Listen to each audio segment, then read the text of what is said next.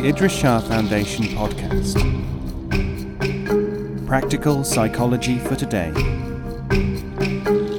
Featuring the works of Idries Shah, voiced by David Ault.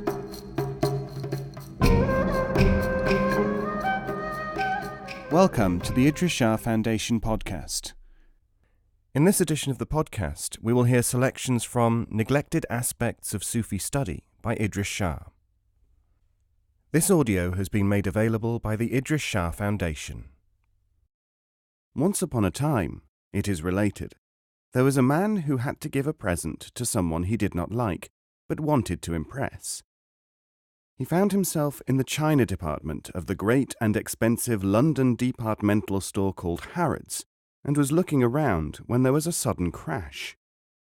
Someone had knocked down a costly Eastern vase, and it was soon being swept up in fragments under the eye of the department's manager. Our hero suddenly had an idea. He asked the manager, "What's going to happen to that? Is it going to be mended, I suppose?" "No, the labour cost would be too great. We are throwing it away." "I'll give you £5 for it."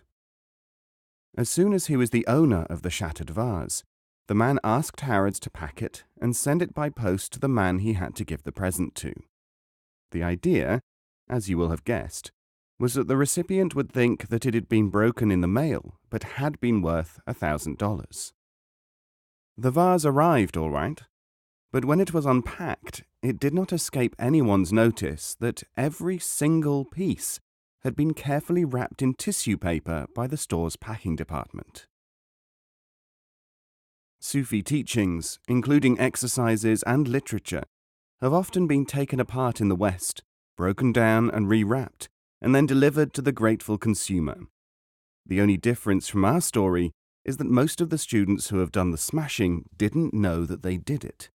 Most of the people who did the wrapping thought that it was the right method. I am constantly coming across examples of this process, which has been going on for a very long time. In my own case, no sooner have I published a book, sometimes only given a lecture, than I find the materials broken down and reassembled and given out as part of existing knowledge, in the case of scholars, or as materials of esoteric importance, in the case of the cultists. And this is not experienced by me alone. If it is objected that the parallel is not exact, since the recipient could not fail to observe that he wasn't getting a whole vase, let me just say that it is only a matter of time before this part of the story is fulfilled. We can look at the approach to Sufi perceptions in the light of 3 stages of learning.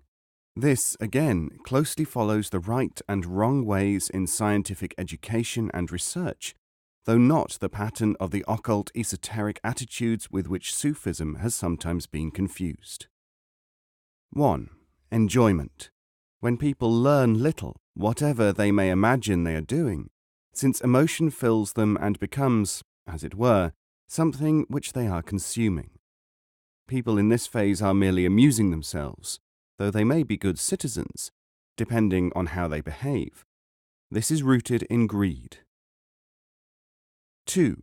Employment. When people try to use materials prematurely before they have been sufficiently prepared to attain any real knowledge. This is rooted in impatience and selfishness. How much to try to use is the point here. 3. Deployment. When the person is attuned to the extent and way in which he can serve and be served, so that the teaching is really able to take effect, to become active in and through the individual.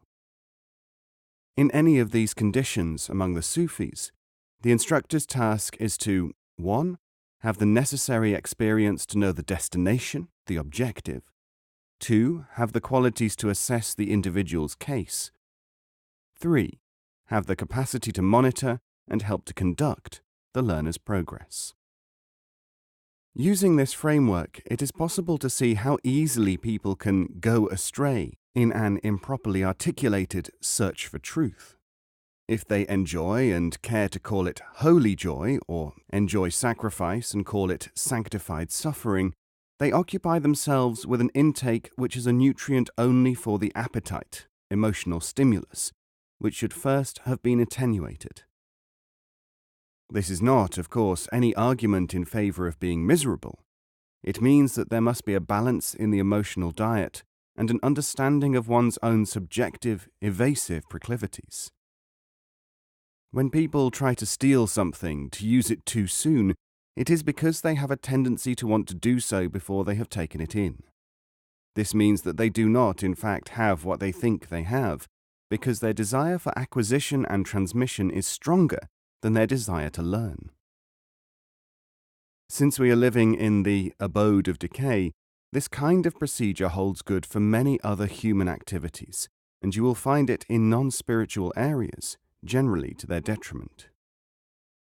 It can be useful to use such areas when one can find them for observation and self-instruction.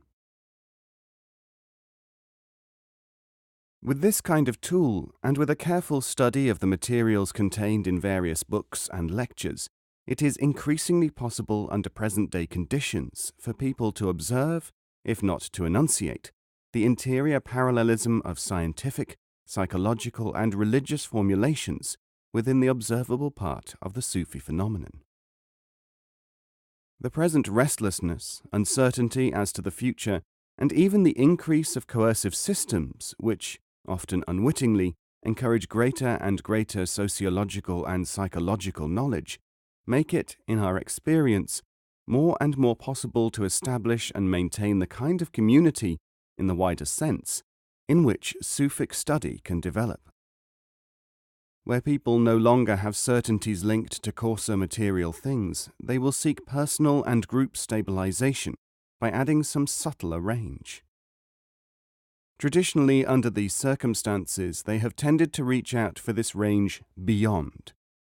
Though we must pay some local prices, some tolls, we have very little to complain about so far as real Sufi prospects in the modern world are concerned. As with any fresh interest without deep traditional and culture-based roots in a given civilization, there is bound to be an overabundance of unsuitable people attracted. Let them be attracted. The study sorts them out. This is true both in the attraction and in the sorting out, in the branches of science now looking at the Sufi heritage and activity. Subhani says, "Yes, the world is illusion, but connected in it, certainty is manifested in it." The Sufis aim at an understanding which can readily be stated as finding other ways of perceiving the world and a knowledge of things beyond normal ken, which also requires, for it to become effective in our ordinary human sphere, to be assessed and evaluated by intellectual capacities which are not ordinarily found in mechanical thought. Many striking illustrations of this are to be found in the vast repertoire of instruction tales which we call teaching stories, and several hundred of which I have published in over a dozen books now in currency both in educational and general use.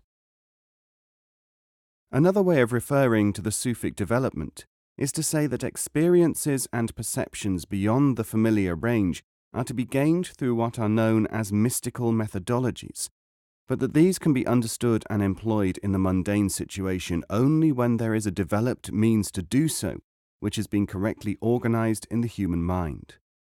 So Sufism requires both experience and organization, both perception and interpretation.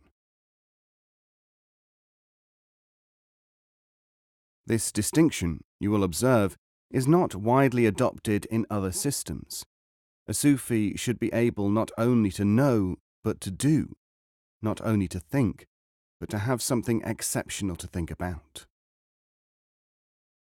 This Sufic understanding must, because of the foregoing necessities, be developed without any exclusive or out-of-kilter usage of the cultic or the academic approaches, but must employ the advantages of what underlies both. Just remember, if you will, as soon as you see or hear the word Sufi, what associations it conjures up, and match these with what was said by al-Hujwiri in the very oldest Persian treatise on Sufism, The Revelation of the Veiled, on the whole subject. Sufism was formerly a reality without a name, Today it is a name without a reality. And it was possible to aver this centuries before many of the great Sufi classics and textbooks were written by such great authorities as Ibn al-Arabi of Spain, al-Ghazali of Persia, Rumi of what is now Afghanistan. If the object of Sufism is to become a Sufi, to reach a certain kind of understanding of things, which I might call extra-dimensional cognition, and if the goal has been reached and the way to retrace this path is known to living people, and if some at least of these living people are engaged, though not necessarily exclusively, in enabling others to tread this path, certain differences between Sufi thought and action on the one hand, and other more familiar systems on the other, immediately become apparent. Perhaps the most noteworthy of these differences is that the development and applications of Sufism as a study will be organized and projected by the Sufi exponent A. in the light of his own experience rather than by means of repetitious doctrine, B. in accordance with the actual potential of his students and not by speaking into a void, as it were, and C. adapted to prevailing circumstances without cleaving to tradition for its own sake.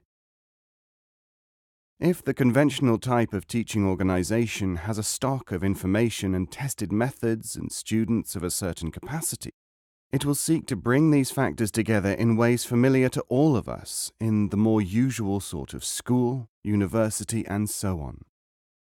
But for the Sufi, the world is not at all static.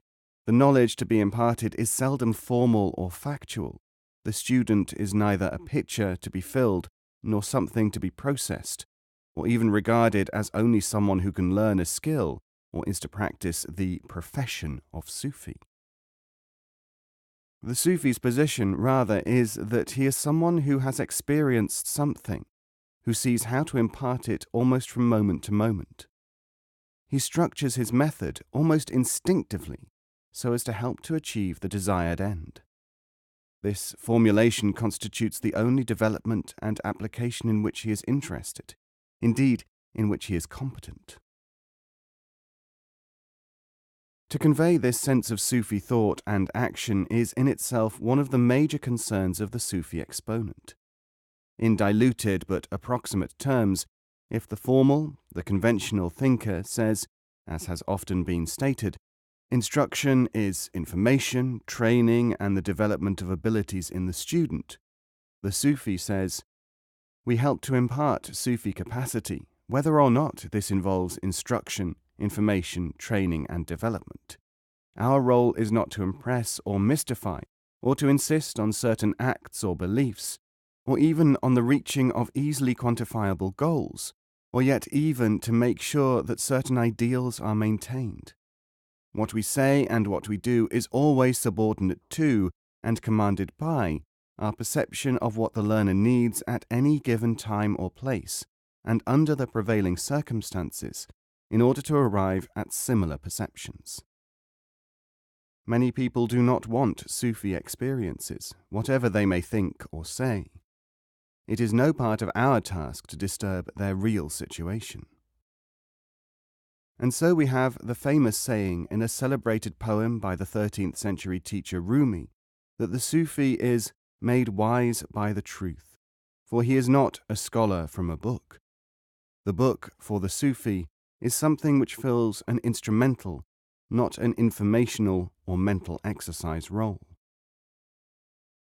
Failure to observe the secondary, what I have called lower-level stabilization of the study and action of Sufism, as water finding its own level, is the direct, and to the Sufi, as probably to the anthropologist, plainly observable, cause of the theologized, formalistic, mechanical and quasi-academic versions of so-called Sufism in both the East and West.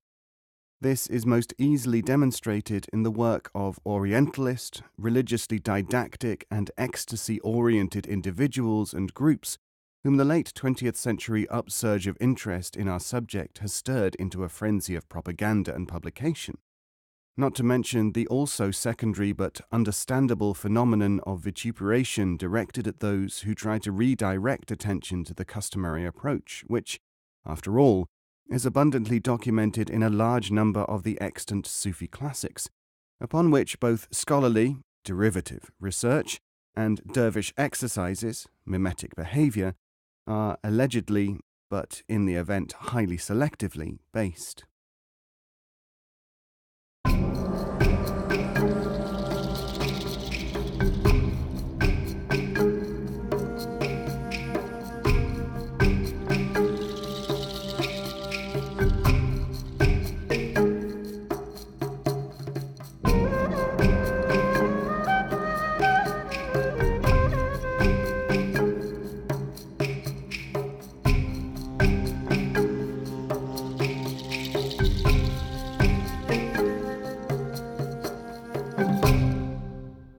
This podcast is copyright 2018, the Idries Shah Foundation.